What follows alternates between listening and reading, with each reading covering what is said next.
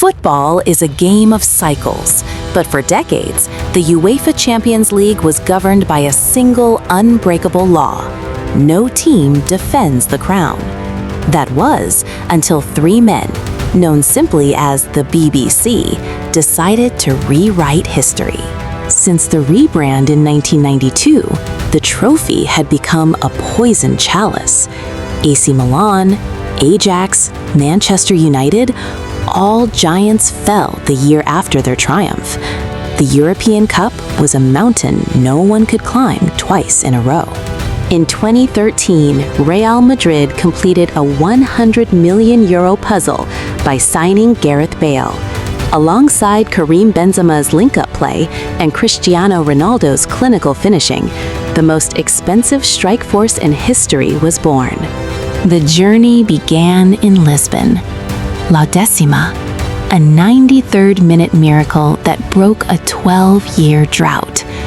But little did the world know, this wasn't just a win, it was the birth of a 1,000-day dynasty. Tactically, the BBC was a nightmare. Benzema acted as the false nine facilitator, dragging center-backs out of position, allowing Ronaldo and Bale to exploit the half spaces with terrifying verticality. But the curse was stubborn. In 2015, a semi-final exit against Juventus suggested that the BBC, too, would fall victim to the Champions League's volatility. Changes were needed. January 2016. Zinedine Zidane takes the helm. He didn't just bring tactics, he brought the aura of a winner. He understood the egos and the mechanics of the BBC better than anyone. Zidane stabilized the ship. Madrid marched through the 2016 campaign with a renewed defensive solidity, conceding only 6 goals in the entire tournament, while the BBC combined for 20 goals. Milan, a repeat of the 2014 final against their fiercest rivals, Atletico. A game of attrition where every tactical inch was fought for in the heat of the San Siro. Ronaldo seals it. Undecima, the 11th title. The BBC had their second trophy, but the real challenge, the defense of the title, was about to begin. Entering the 2016-17 season, the data was staggering.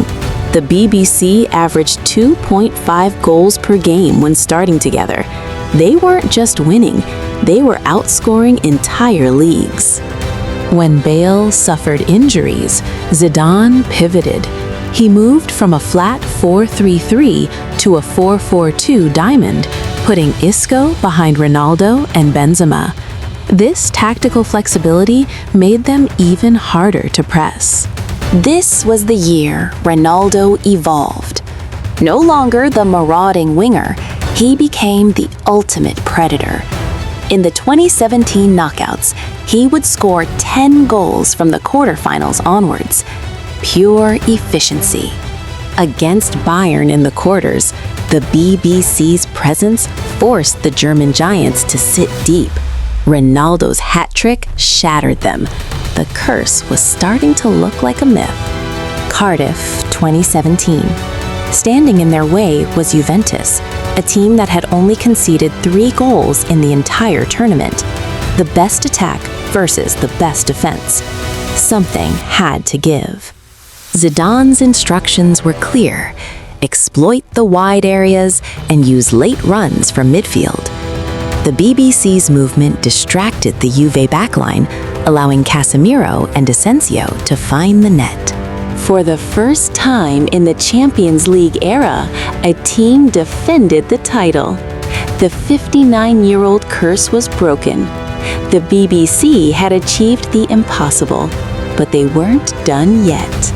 As the 2017-18 season began, the world realized we were witnessing a 1,000-day reign. Real Madrid had been the kings of Europe for nearly 3 full years. Domestic form faltered. Critics said they were too old, too reliant on individual brilliance. But the Champions League was different. It was their backyard, their DNA.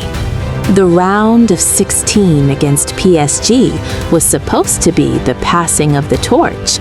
Instead, the BBC showed the young pretenders that experience is the ultimate currency in Europe. Then came Turin, a goal so perfect, even the opposing fans had to stand and cheer. 2.38 meters in the air, a testament to the athletic peak of this era. Benzema, often the unsung hero, stepped up in the semi-finals. His brace against Bayern proved that when Ronaldo didn't score, the other members of the BBC would carry the weight. Kyiv, 2018, the final act of the trilogy. Standing in their way was a heavy metal Liverpool side. The stakes were simple: immortality or the end of an empire. Gareth Bale started on the bench, a symbol of the internal friction. But champions don't sulk, they respond. Within minutes of coming on, he would produce the greatest goal in final history. Defying physics, defying his critics. Bale's overhead kick wasn't just a goal, it was the exclamation point on a 1,000-day reign. With the final whistle in Kyiv, the tally was complete. 3 consecutive Champions League titles, 1,011 days as the undisputed champions of Europe, a feat never seen before, and perhaps never again. The numbers are staggering, 442 goals. But the true legacy was their synergy. They sacrificed individual glory for collective immortality. Zidane's genius was his restraint. He didn't overcoach. He provided the tactical floor that allowed the BBC's talent to reach the ceiling. But every empire must fall.